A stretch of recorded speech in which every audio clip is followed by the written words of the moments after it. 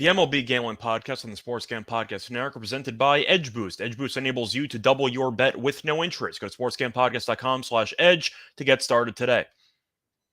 And welcome, everybody, to the MLB Gambling Podcast here on the Sports Gambling Podcast Network. It is currently Sunday evening, June 4th, here to preview the games for June 5th. And I'm your host for the episode, Scott Reichel, and I'm joined once again by Dylan Rockford. And together, once again, we'll be going through the Monday slate. Somewhat short slate, not insanely short, though, somewhere in the middle. So it should be a pretty fun episode. Dylan, how have you been? A long time. Yeah, long time no talk, Scott. I've been doing well. Kind of been on a heater last couple of days in the MLB. So seeing the board well, and yeah, like you said, only about 7-8 games for tomorrow, but can't wait to get into them. Yeah, should be fun. Overall, I know the weekend is still not officially over, so there are a couple of games still underway. Yeah. Decent amount of them, though, are blowouts. You have the Rangers up by 9 runs. The Orioles are up by 6 runs. Congrats to the Diamondbacks who are winning, so we'll see if they can hold on. But the point is, it does seem like most of the action, with the exception of the Sunday night game, of course, and that Padres-Cubs game later on. But overall, any takeaways from the weekend? I know you have one team you follow that might have had a bit of a shaky weekend, which we don't have to get into if you don't want to, but it's up to you. Nah, the Mets just, the Mets will do what the Mets do. They have a good series against Phillies. the Phillies. Yeah, they swept them, and then they go and get swept by the Blue Jays. So, the Mets will continue to do what the Mets do. But Rays, best team in baseball. But don't sleep on the Texas Rangers, man. They put up 12 runs today. It's still not over. So I don't think the gap is too far apart between the Rangers and the Rays right now. Yeah, it also props to Bochy, because it seems like every team he touches turns to gold, because now the Yeah. Rangers are serious contenders again. And DeGrom has barely pitched. So if he can hypothetically stay healthy, big hypothetical, then the Rangers could be a serious threat in the AL. Speaking of injuries, I have to at least bring up the sad news involving the Nationals franchise over the weekend, because Steven Strasburg was officially shut down again with nerve damage, and he might officially retire from the sport. 7 years, $245 million. But that's the downside, or I should say the negative side of the coin. The bright side, of course, was the title, which he helped carry them because he did win World Series MVP. Yeah, how do you look at it? Do you try to keep in mind the good, or do you look at it as it was a great prime that he had for a couple of years, but at this point, it's arguably the worst contract in the history of the sport? I mean, it's definitely an awful contract, but he did help them win a World Series. So he got the contract after the World Series, though, which is kind of the point. But yeah, so after that, I mean, I think since 2021, he's pitched 6 games, if that. So I believe since he signed the contract, he's pitched a total of 31 and a third innings. Yeah. So and this is year 4 of the contract. There's still 3 more years to go. There's a lot of argument, though, and I'll throw this back to you, Scott. Reading it a lot, and I know it doesn't look good, and the Nationals do fear that he may never pitch again. But a lot of people are saying he's a Hall of Famer. No. 3.24 ERA. He has 113 wins with 1,723 strikeouts. He's a world champion and an MVP. Injuries obviously have ruined probably an all-time great career, but when he was healthy, he was a top 10, top 15 pitcher, I would argue. But yeah, the injuries definitely ruined his career. I don't think he's necessarily Hall of Famer, but I have heard the people banging on the drum for that. What do you think? It's not even a discussion, to be honest. He has a 0% chance of getting in.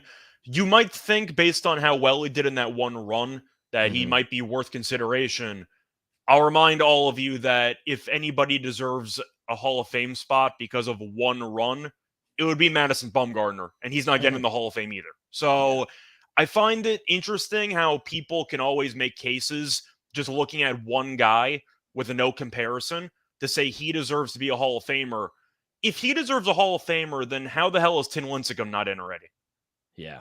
No, I agree. Lincecum has multiple Cy Youngs, a couple of rings, a no-hitter, and Lincecum's not even going to sniff the Hall of Fame.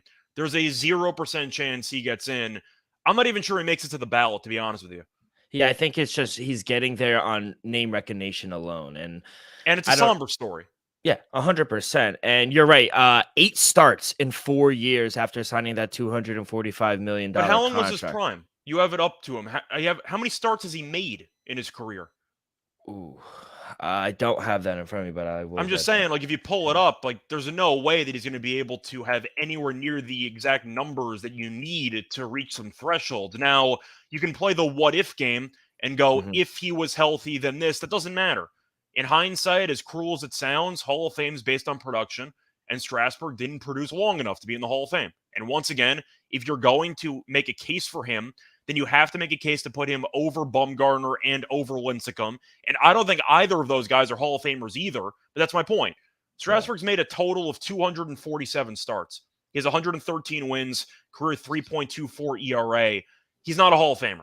It is what No. it is. If you're a Nationals fan, apologies. The Nationals should retire his jersey. That will be the, I'd say, consolation prize there. You can put him in the Nationals ring or whatever you want to call it because he won you a ring. But under no circumstance will he be a Hall of Famer. No Yeah, chance. no, I agree. And just about his accolades, he's only a 3-time All-Star. He won the World Series, and he was the World Series MVP. But besides that, like you said, only 113 wins, 62 losses, 1,470 innings. It was a besides that one run in 2019, I think it was a disappointment of a And career, he to was be injured honest. before that, too. It wasn't like he was He's always healthy before the one run. He had injury issues throughout his career. There was injuries the whole even in JUCO, even like coming Yeah. up, there was injuries they were worried about. So They even it's limited very his innings, and he still got hurt.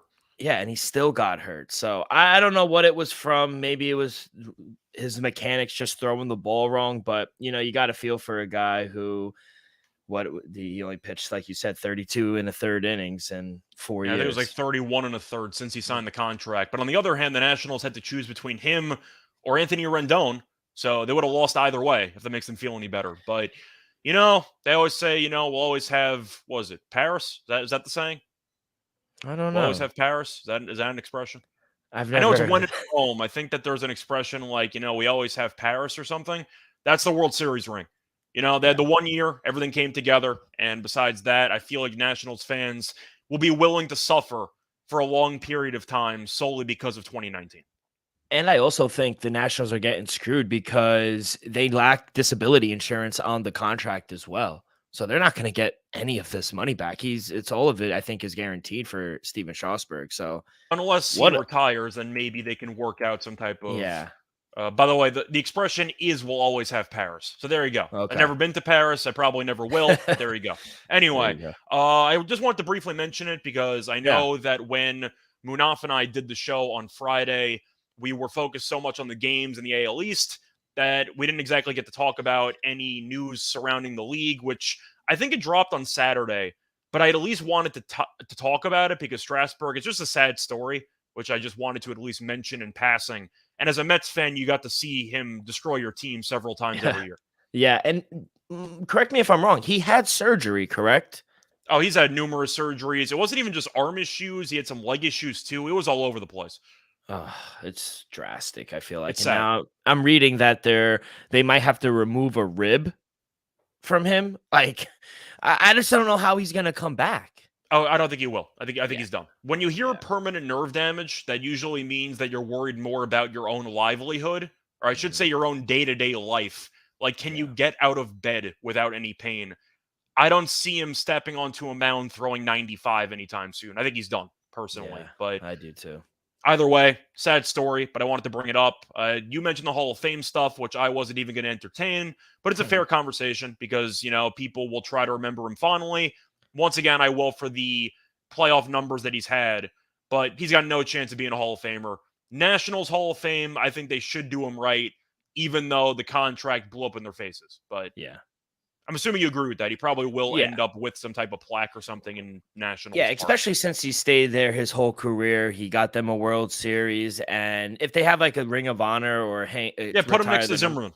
yeah, those are the two best Nationals, I would argue. So, and he stayed, unlike Juan Soto, Rendon, all these other guys. So, yeah, you put Scherzer. him up, put Scherzer him was up. around for a while, though. He might get his jersey retired at some point. Yeah, but no Hall of Fame too. And baseball is one of the hardest Hall of Fames to get into, I would argue. Yeah, because the writers are all biased. Fair point. Yes. Just being honest. It's a whole separate Yeah. can of worms. But I'm Yeah. just saying, basketball, you let everybody in. Baseball, you let nobody in.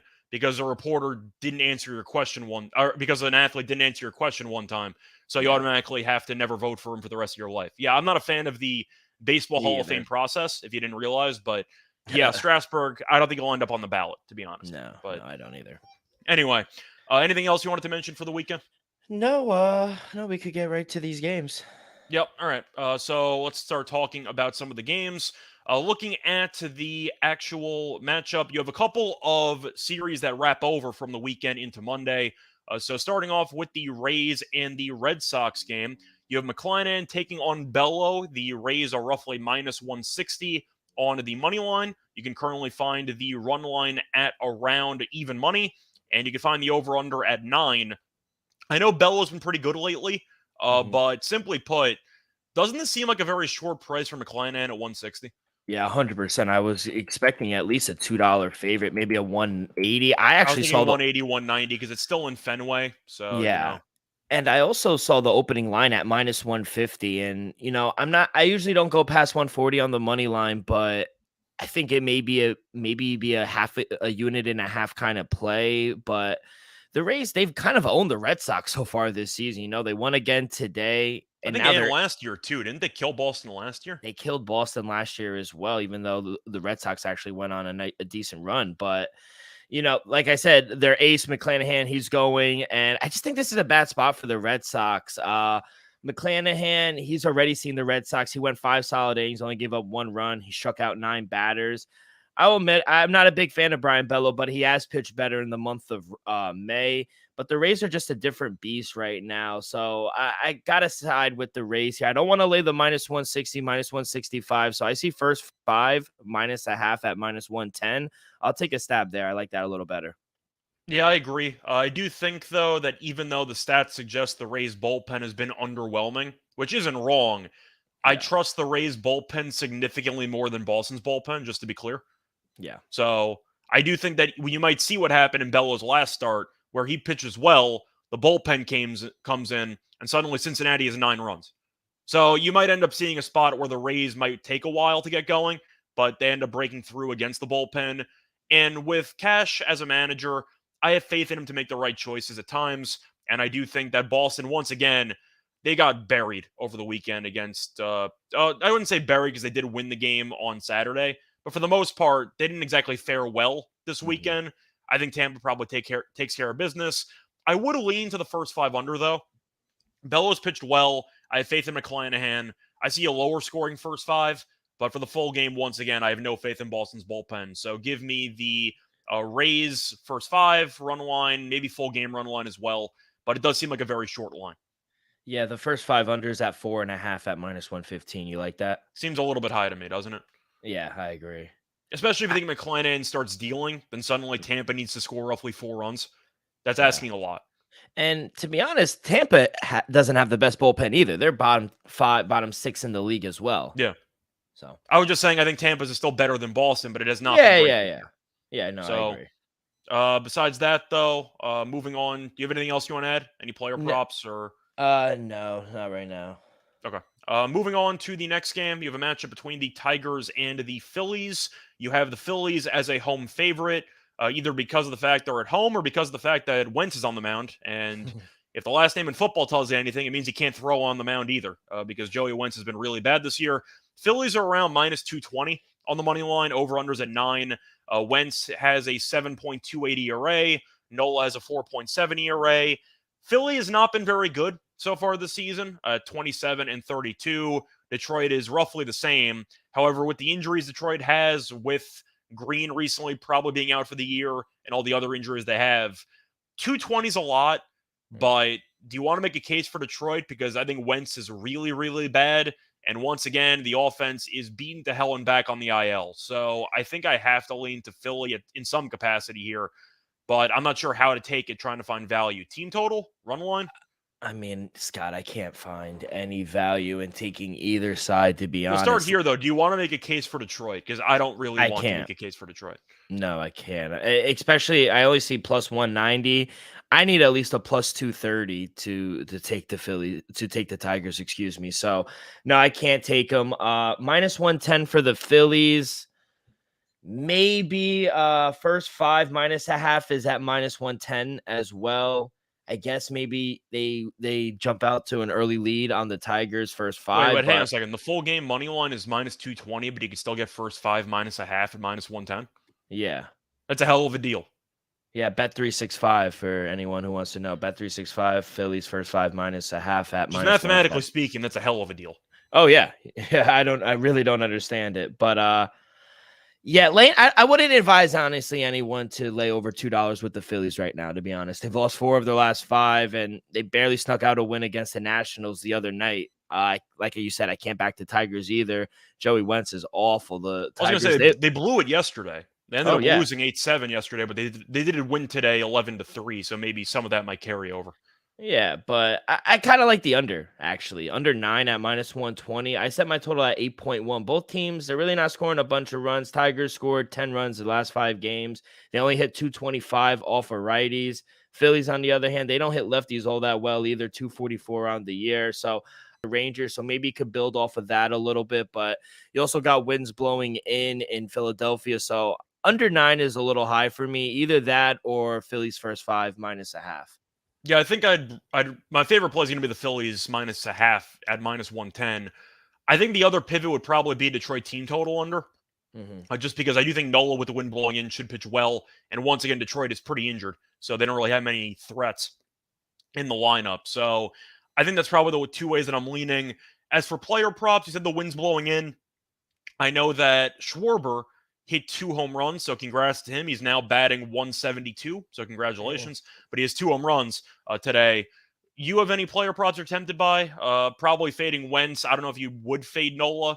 Maybe you want to make a case for Nola under and earned runs or strikeouts. But for the sake of the hitting props, any Philly batters you're looking at in particular?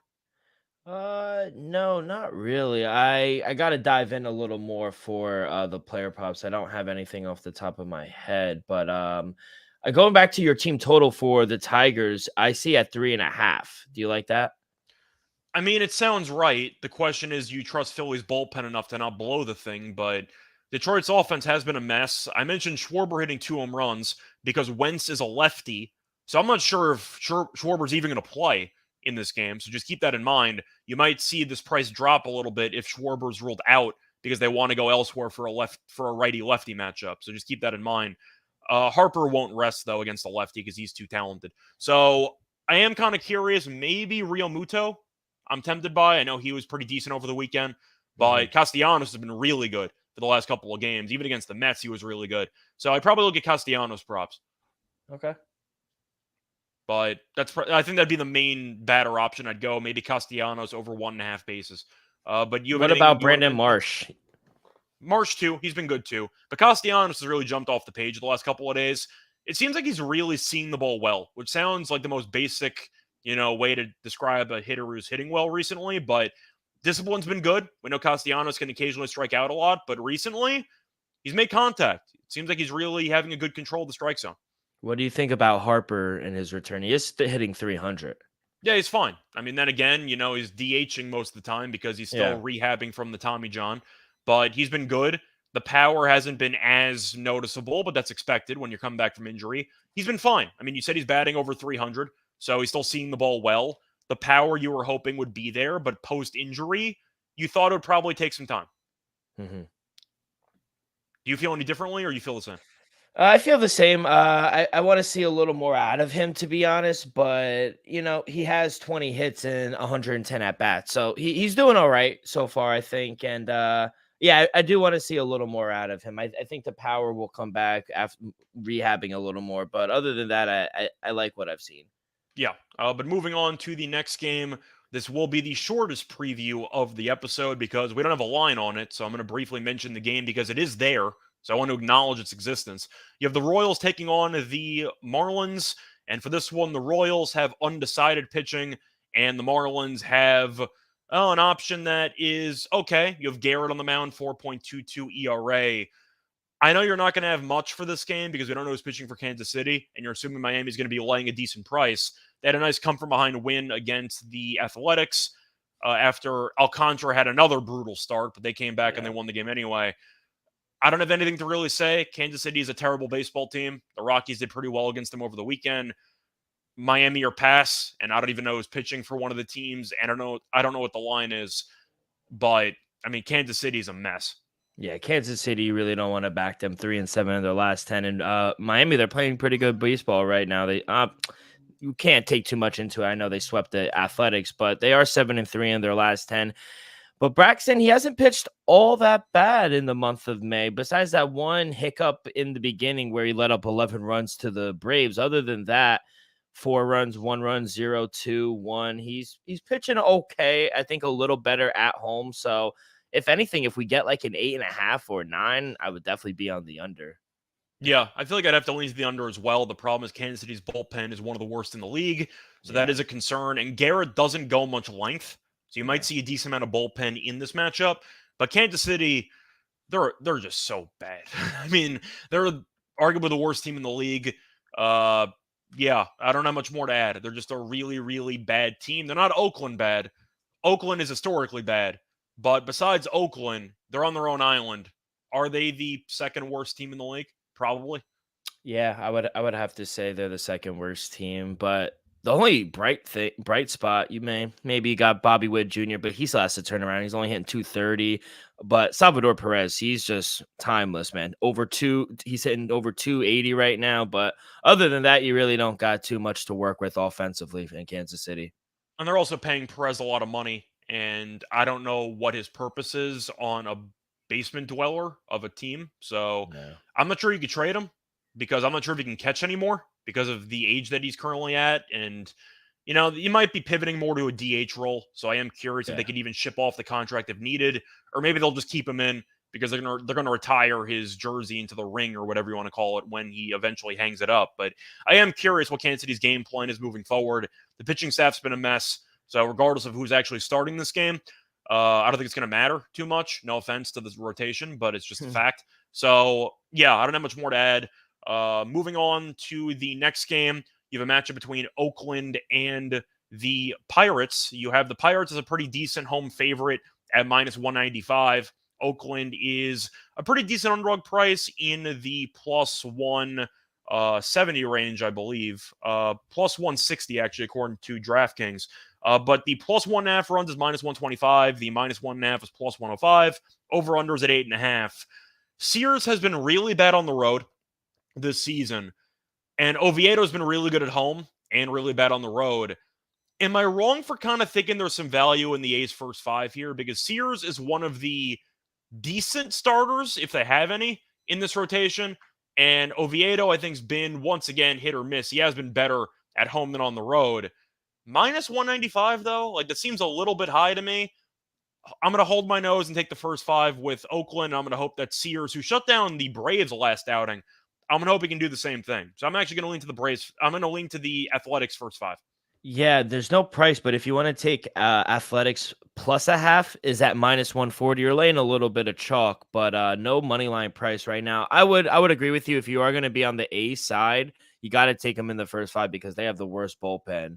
So if they do have a lead or if it's tied, I think it will kind of blow up in their face because, the Pirates, they're playing really well right now. But I'm going to take the Pirates on the run line, plus 114. As long as we're getting plus money, I think that's a solid bet. A's, they're just struggling. They're the worst team in the league. 2-8 in their last 10. They've lost 3 straight. They're 5-25 on the road. Yeah. Pirates, they kind of found something this past week, five in a row, and they just swept the Cardinals at home. So they're good home. Like you said, A's 5-24 on the road. And I like what I've seen from Johan Oviedo these past few games. He hasn't allowed more than 3 runs in the past 4 games. And like you mentioned, JP Sears, he's been serviceable in the month of May. But I just think this Pirates team is just much better. They're the hotter team. They rake against lefties. So I think the Pirates win comfortably here. So I'll take them on the run line plus 114. Yeah, I definitely understand the argument of blindly taking plus money, getting the A's to lose by multiple runs. But I have to at least acknowledge or give flowers to Sears, who has been a bright spot in this rotation. In fact, he's looked so good, they're probably going to trade him because, he's trying to win games, and that doesn't fit what Oakland's trying to do.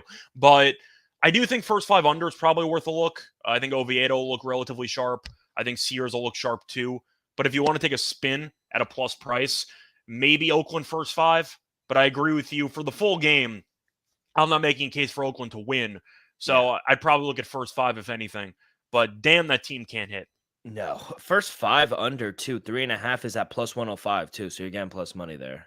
Yeah, it's a 3.5. I'd probably prefer a juiced 4 if I honestly had to pick. I But agree. besides that, though, moving on to the next game, you have a matchup between the Astros and the Blue Jays, and both teams were pretty good over the weekend because the Blue Jays swept your favorite team, and Houston had a pretty good showing against the Angels over the weekend.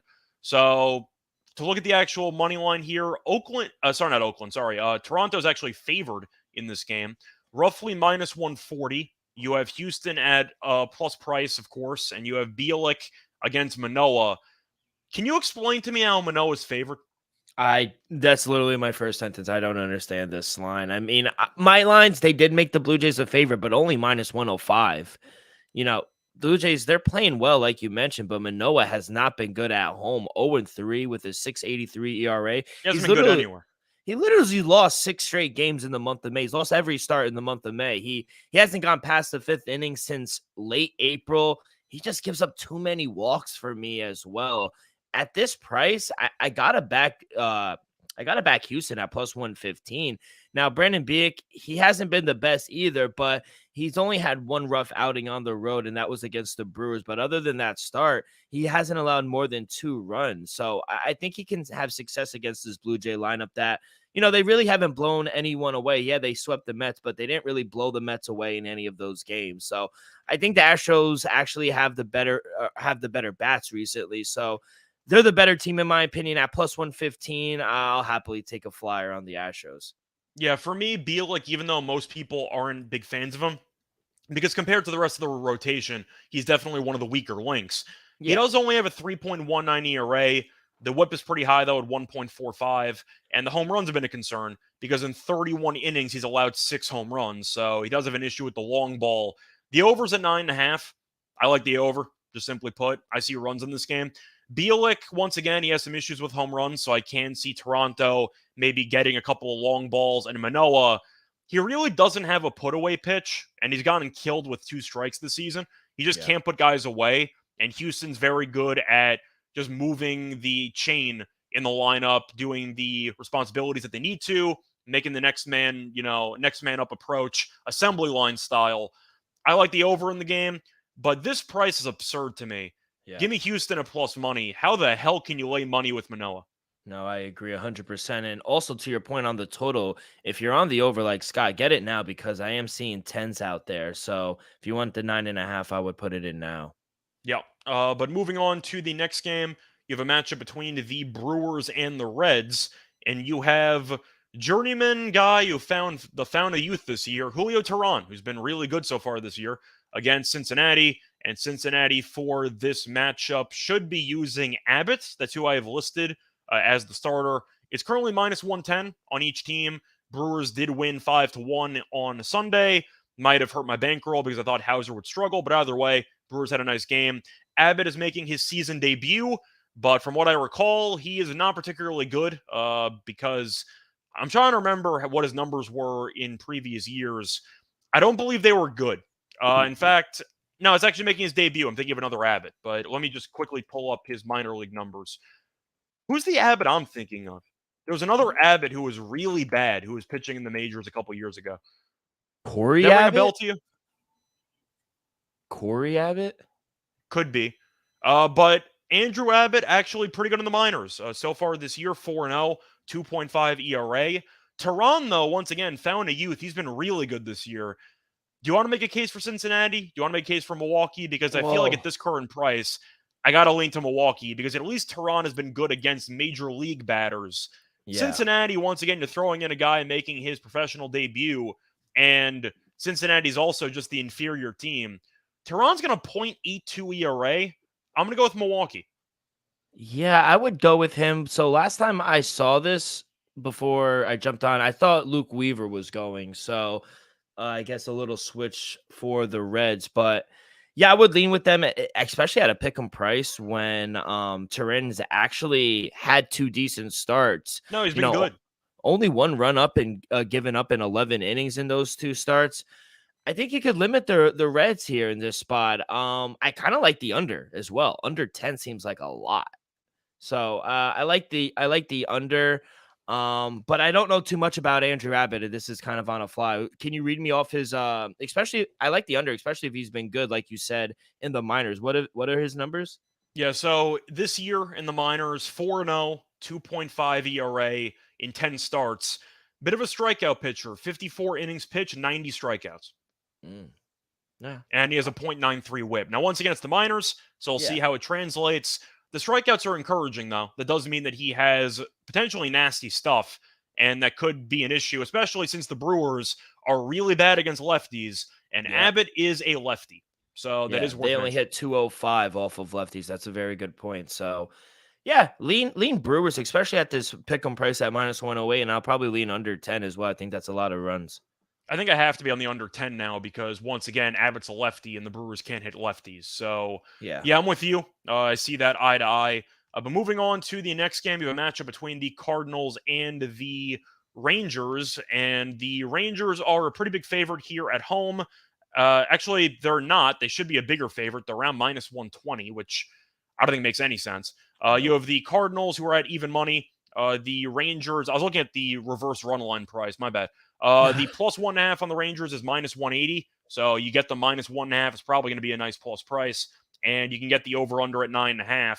Wainwright has been really, really underwhelming. His record is good at 2-1, but that's such a 2004 way to look at pitchers. He has a 6.15 ERA. He has not been good at all.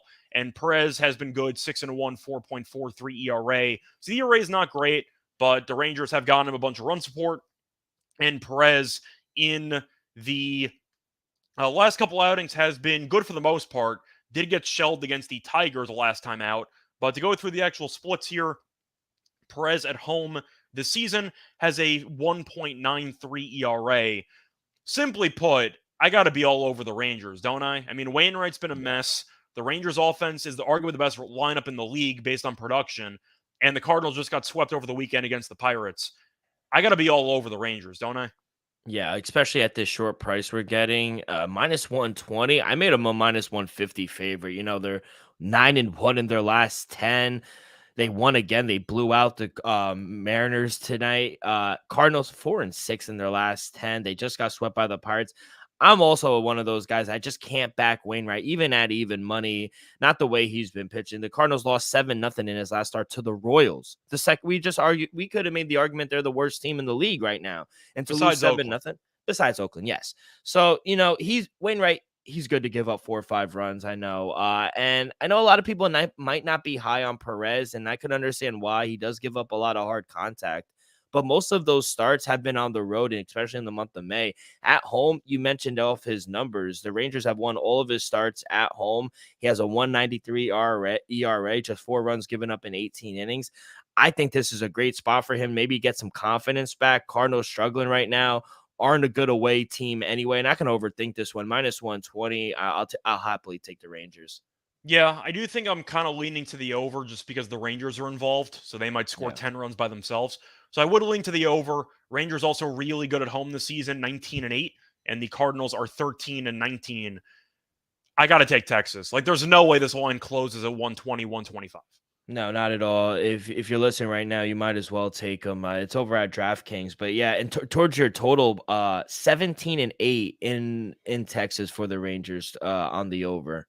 Yeah, they mash. So I'm on the Rangers and the over. I think you're on the same thing. Yep. Moving on, though, to the last game of the episode. It's going to be a matchup between the Cubs and the Padres.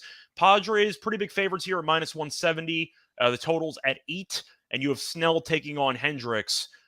I believe the last time I was on the show with you, I questioned why Blake Snell was favored against the Red Sox, and he proceeded to get destroyed, and the Red Sox won comfortably. Why the hell is Snell still laying 170? I don't understand. I only made the Padres a minus 150 favorite. I can't lay 170 with the Padres, especially with Blake Snell on the mound.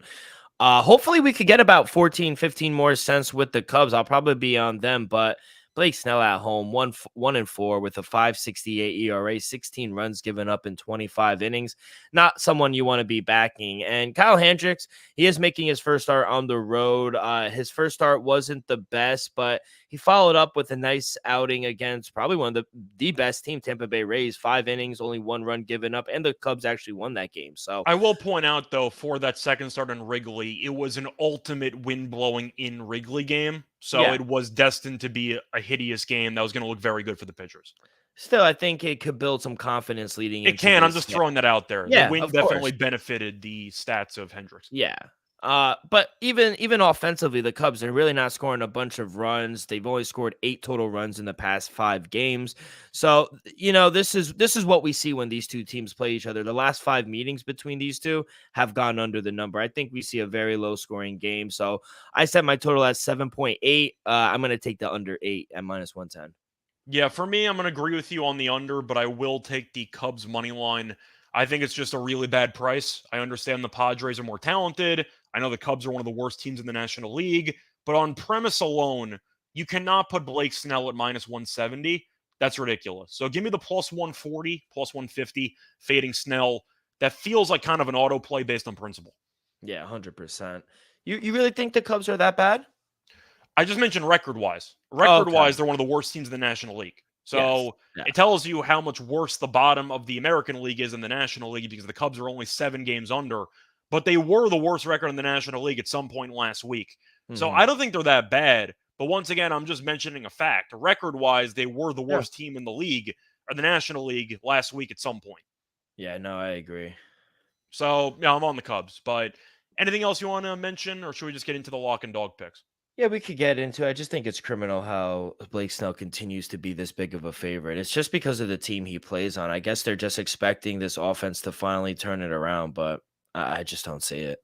Yeah, me neither. But before I get into the lock and dog picks, do want to quickly talk about Edge Boost. This episode is sponsored by Edge Boost. Edge Boost is the world's first bet now, pay later Visa card. Edge offers up to $2,500 in betting advances, which can be extremely valuable. And when you're looking at what you can do with an increased bankroll, maybe you want to get down on some favorite futures that you like without tying up much of your bankroll for a couple months. Maybe you want to double down on a favorite bet that you like, or even you want to create a middle, as crazy as that might sound for us at SGPN. But Edge Boost isn't some sleazy loan shark as they charge 0% interest. Do you know of any other way you can access more money to place money on bets without paying interest? Support SGPN and grow your bankroll by going to sportscampodcast.com/edge to sign up. At sportscampodcast.com/edge. Must be 21 years or older to use. Problem gambling, call 1-800-GAMBLER. We're also brought to you by the SGPN NBA Finals and Stanley Cup Final contests. We've got 2 more free contests for the Stanley Cup and the NBA Finals. Enter exclusively on the SGPN app. Series props and game props. $100 gift card on the SGPN gift store up for grabs for each contest. Download the SGPN app and sign up today. Welcome back, everyone, to the MLB Gambling Podcast. Just finished going through the Monday baseball card. Now it's time for the lock and dog picks. Dylan, I'm going to let you go first. What is your lock and dog for the show? Yeah, so I'll start with my lock. It was the game we literally just talked about. I'm going to take the Rangers on the money line -120. It's just, I just don't understand this price at all. We're going to fade Adam Wainwright. And just based off the performance the Rangers put offensively today, they scored double 12, 13 runs off the Mariners. I think we see a bunch of runs. I think they're going to blow out the Cardinals. So at -120 for a Cardinal team that's struggling right now, I think that's very generous. So going to take the Rangers on the money line as my lock. As my dog, I was going to go the easy route and just take the Pirates on the run line. But that Astros at +115, just fading Manoah. I think I'm gonna do that. I know Brandon Beanick, he's not the best pitcher, but like you said, only 3.19 ERA. He hasn't been all that bad. And for a Blue Jay team that I don't think that's gonna blow you away offensively, I'll take the better team. I'll take the Astros +115 as my dog. Yeah, so initially we had the same lock and dog pick, so I'm going to have to switch it up a little bit. Oh, I think for my lock, I'm just going to go with Houston team total over against Manoah. Bielik does have home run issues, and I can see a world where Toronto tees off against him as well. But I want to fade Manoah because Manoah has been brutal. Arguably demotable. That's how bad he's been. Yeah. So currently with the over under at 9.5 and the Astros being plus 115, I think it's safe to assume the Astros team total will be 4.5 with a guaranteed 9 at bats. I'll take the team total over for Houston as my lock. I just think that fading Manoah makes a lot of sense since he's been bad at home, been bad on the road, been bad everywhere. And once again, he really does not have many put away pitches. I can see Houston teeing off on him in this start. So I do think that the Houston team total will be my look. So give me the Astros team total over 4.5 as my lock. And for my dog, I'm actually going to go to the same game you just mentioned, but I'm going to go with the Rangers run line in this one. I'm trying to see what the price is, though, because unfortunately, DraftKings gave me the reverse run line and not the regular one for some reason. I don't know why. I So I have got to it. quickly pull it up. I don't know if you have that in front of you. Do you by any chance have the Yeah. Rangers minus 1.5? Yeah. Plus 150. Yeah, give me that. I think it's a very nice price. Same logic as you, but I think that with the Rangers being so good at home, they should be able to tee off against Wainwright. They might score 10 runs again. So maybe an alternative team total if you want to go for the Rangers to go nuts and you want to ignore Perez. But for the sake of this, plus 150, fading a Cardinals team that once again is in the basement of the NL Central and once again is a team that you want to be fading, especially against the Rangers team, which has been insane at home. Give me the Rangers minus 1.5 at plus 150 as my dog. Yeah, the 4.5 is the team total right now for the Texas at minus 115. I like that over as well. Yeah. That's an insane price at 4.5. It's insane. So I got to take the over on that one. Yeah, I like that. They might score 5 in the first 5 innings. Yeah, I agree. Yeah. So just keep that in mind. But I think that's going to wrap it up for the actual episode. Dylan, you have anything else you want to add before we officially close it out? No, just make sure you guys go rate, review, and subscribe. Scott and I will be on the WNBA podcast as well, which still trying to figure out scheduling for that. But other than that, no, nothing to really add. Cool. So for me, you can find me on the NBA show, the tennis show. Been crushing tennis this French Open, so hopefully we keep it rolling here. Besides that, WNBA with Dylan, also doing the NFL gambling podcast. I know that Terrell and I just dropped a Coach of the Year preview episode there for some bets that you might want to take. Besides that, though, I know I will be back on the MLB show tomorrow, so I will be back doing the show with I'm pretty sure Munaf, so keep an eye out for that. But either way, find me on Twitter at Rice Show Radio. You can find him on Twitter at Rock with 2Ks24. Besides that, though, until next time, good luck to all of you and all of your bets. Bye, everyone.